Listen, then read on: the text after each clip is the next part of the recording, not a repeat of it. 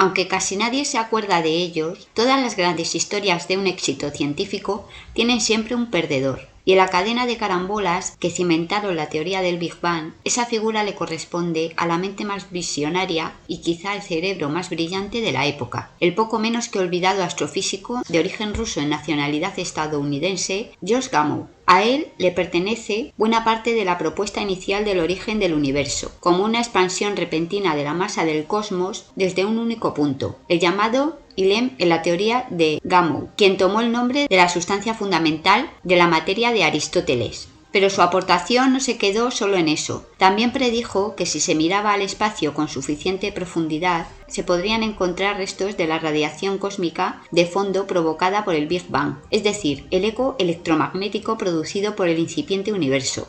Poco después incluso llegó a sugerir que estas huellas podrían ser detectadas por la antena de los laboratorios Bell en Homeland, Nueva Jersey, Estados Unidos, en la que trabajaban dos jóvenes físicos de apenas 30 años llamados Arnold Penzias y Robert Wilson. La mala suerte hizo que ni ellos ni los científicos que trataban de encontrar esta radiación de fondo desde el universo de Princeton leyeron el artículo de Gamow. Los encargados de calibrar la gran antena de Homeland llevaban semanas intentando ponerla en funcionamiento, pero había un ruido de fondo que hacía imposible el trabajo. Probaron todo tipo de medidas para tratar de eliminar aquellas interferencias, orientaron la antena en todas las direcciones, probaron de día y de noche, revisaron el sistema eléctrico, forraron con cinta aislante las juntas y remaches de la antena, limpiaron enchufes y cuando ya no se les ocurría qué más hacer, desmontaron todos los instrumentos de la antena y los volvieron a montar desde cero. El ruido no desaparecía.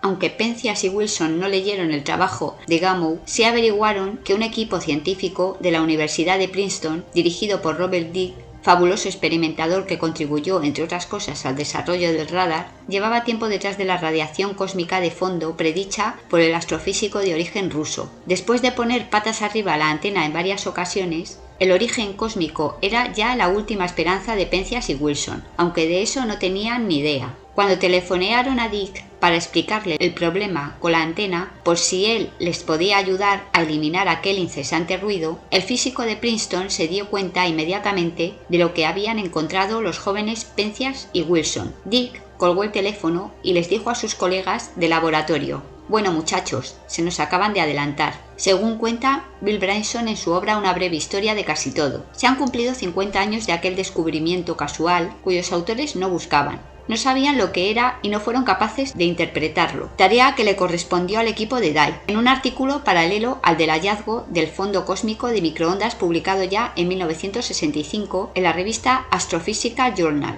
Aquella carambola científica hizo que Penzias y Wilson ganaran el premio Nobel en 1978. En cambio, Dicke tan solo obtuvo alguna que otra palmadita en el hombro por parte de sus colegas y Gamow, que predijo los acontecimientos tal y como ocurrieron, ha sido digerido en la historia de la ciencia por la suerte de aquellos jóvenes de los laboratorios Bell. El físico y escritor científico Dennis Overbye aseguró con bastante mala uva en su libro Corazones solitarios en el cosmos que Penzias y Wilson no entendieron lo que significaba su descubrimiento hasta que lo leyeron en el periódico The New York Times. Lo que estaban viendo con su antena era la luz más antigua del universo, los primeros fotones que se crearon cuando el cosmos se expandió lo suficiente como para permitir que se desacoplaran la materia y la radiación, y ésta pudo por primera vez circular libremente por un joven universo de tan solo 380.000 años de antigüedad. Lo que ocurre es que, tal y como predijo Gamow, la distancia y el paso del tiempo habían convertido aquellos primeros fotones en microondas que la antena de Penzias y Wilson era capaz de captar.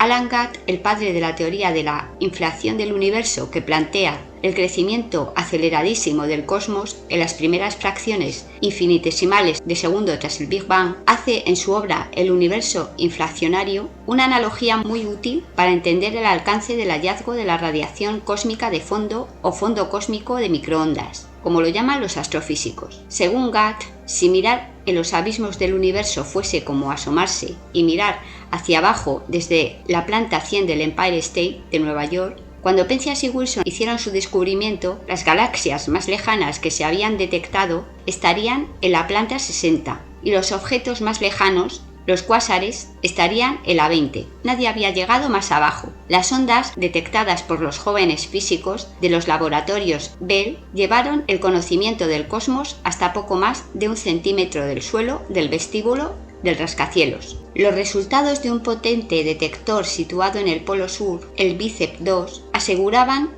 haber encontrado la prueba que demostraba la teoría de la inflación de Gatt y por tanto que confirmaba la teoría del Big Bang. De un golpe, el estudio del universo se situaba a milésimas de milímetro del suelo del vestíbulo en la metáfora del propio Alan Gatt. También el científico del Laboratorio de Física Teórica de Orsay, Francia, Adam Falkowski, provocó un gran revuelo en la comunidad científica al poner en duda el hallazgo de las ondas gravitacionales que suponen el eco del Big Bang. Un proceso tan energético como la inflación cósmica tuvo que producir perturbaciones en las ondas gravitacionales primordiales y éstas tuvieron que haber dejado una huella en la polarización, los planos en los que se propagan la oscilación del campo eléctrico, del fondo cósmico, de microondas. Y esa huella ha de tener un patrón científico que solo podrían haber sido producidos por un proceso como el de la inflación. Y eso es lo que encontró BICEP 2. El experimento Quijote del IAC es el único en Europa que trabaja para caracterizar la polarización de esa contaminación y ayudar a limpiar los resultados obtenidos de la radiación cósmica de fondo. Los laboratorios Bell han lanzado unos premios científicos a la innovación. Quieren recuperar el lustre perdido y devolver a la institución el lugar que ocupaba hace 50 años. Pero, ¿qué fenómeno físico puede explicar las características del espectro de variaciones de temperatura observado? Si pudiéramos estar en aquel ambiente infernal de la creación, seríamos capaces de oír un ruido característico de esas ondas acústicas de densidad. Entre todo ese ruido distinguiríamos una nota particular que destaca entre todas las demás, una longitud de onda que la expansión del universo ha alargado unas 1100 veces de tamaño y que ahora podríamos observar como un máximo de variación de la temperatura del fondo cósmico entre dos regiones del cielo separadas angularmente algo menos de 1 grado. La razón de la existencia de una frecuencia que destaca sobre las demás está relacionada con el hecho de que los modos de oscilación acústicos no pueden estar coordinados más allá de la distancia que ha viajado la luz desde el comienzo del universo. Por supuesto que no podemos oír la música de la creación, pero sí al menos representar sus notas. La posición exacta de esa nota destacada depende de la densidad total de materia y energía del universo. Un poco más denso y la escala angular será algo mayor, un poco menos denso y la escala se hará menor.